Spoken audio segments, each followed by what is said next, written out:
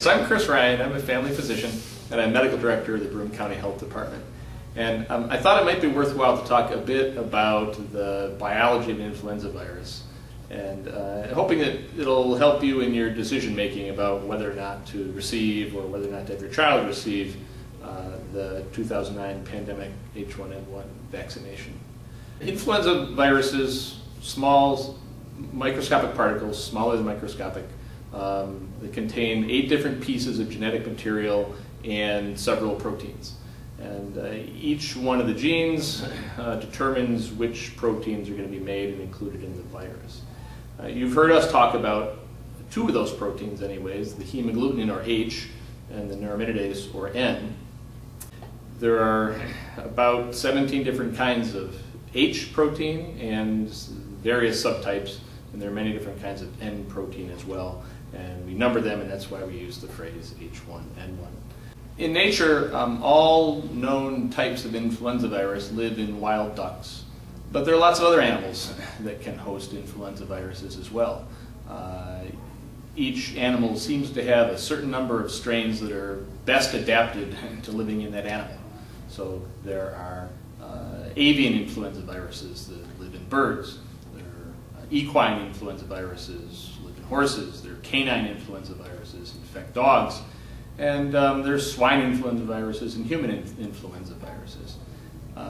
That adaptation is not absolute. An influenza virus that mainly lives in one animal can sometimes infect a different animal. It's not really happy there, it doesn't thrive, but it kind of squeaks by. Now, influenza viruses change very often. They undergo small genetic changes through random, spontaneous mutations in the genetic molecules, and they go through bigger genetic changes through reassortment, which we'll come back to in a minute. Each of those genetic changes leads to changes in the proteins the virus makes, and that's where the H and the N and other proteins will change and get different numbers sometimes.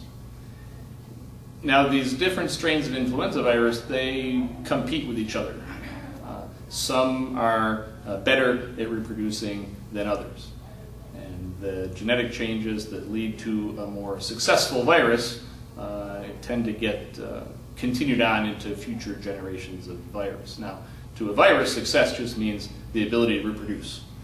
So whatever strain of virus in a particular animal is best at reproducing is the one that's going to remain dominant and the most common strain. The genetic changes sometimes yield a virus that's more successful, better able to compete than the existing virus. When a more successful virus comes on the scene, it has a tendency to oust from the human species the pre-existing virus. We saw this in 1957, when a strain of H1N1 influenza A was ousted by a new strain of H2N2.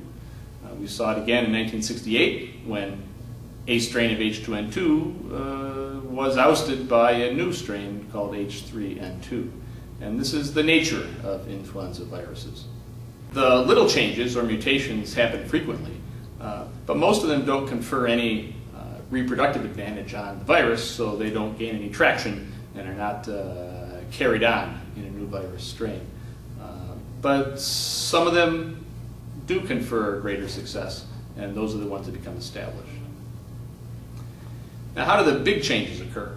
That's by reassortment, which I mentioned previously.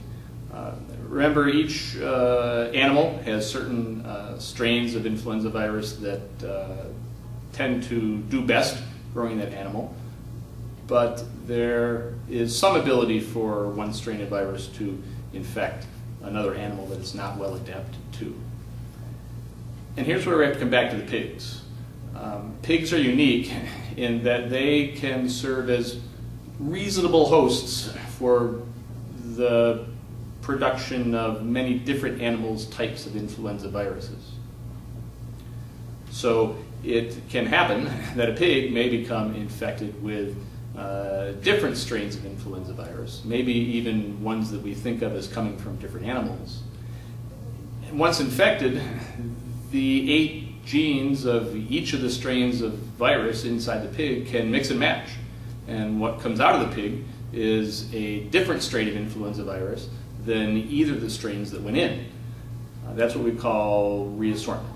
While we sometimes call this new pandemic H1N1 strain of influenza virus the swine influenza, really the pig mainly plays the role of a mixing vessel where influenza genes, perhaps from a number of different animal species, mix and match and reassort themselves into this new strain of virus.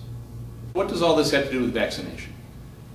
Vaccine manufacturers tried to anticipate the small seasonal genetic changes in the influenza virus. They try to make a vaccine that will be effective against the strain that we expect to be dominant the following fall and winter. Now that vaccine was produced and basically ready for distribution by March or April of this year. That's the time the new pandemic H1N1 strain cropped up. That gave us time to make a vaccine against the new strain of influenza, but not enough time to include it in the already existing vials of seasonal influenza vaccine. There are only so many ways that the influenza genes can be mixed and matched. So inevitably, new combinations, meaning new strains of virus, will crop up that are similar to some long ago strains. So people who were alive at that time, meaning older adults now, may have developed some immunity to that sort of a strain.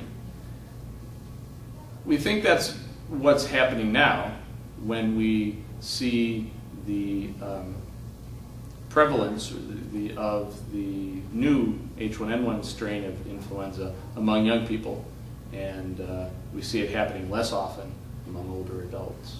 That's why we recommend that people between ages 6 months and 24 years, those folks who weren't alive to be exposed to any similar strains long ago, receive the 2009 H1N1 pandemic influenza vaccine. We also recommend that caregivers and parents of children less than 6 months of age receive that vaccine as well. That's because no known influenza vaccine is effective in children less than 6 months of age. So this is a way of getting those infants some protection as well. We also recommend the vaccine for people 25 years and up who have some chronic lung disease, heart disease, liver, kidney disease, diabetes, or are otherwise immunosuppressed. Now, the competition between the new 2009 pandemic H1N1 strain of influenza and the 2 previously existing strains is still underway. We don't know the outcome yet. We don't know yet whether the new strain will completely oust the 2 existing strains. So that leaves us with 3 strains of influenza A to anticipate for this fall and winter. And it's important to remember those other 2 strains, what we typically call seasonal influenza. There are many people who are not in the target population for the 2009 pandemic H1N1 vaccine who should still get the seasonal influenza vaccine. Primarily those would include people who are at high risk for complications from influenza. That would be children, age 6 months and up, people over the age of 50, and anyone with a chronic lung, heart, kidney, or liver disease, diabetes, or a impaired immune system in any other way. Those folks should still seek out the seasonal influenza vaccine. So I hope that this brief review of influenza virus biology will help you understand better the development of this particular strain of influenza vaccine. And I hope it'll help you in your decision making about whether to seek vaccination.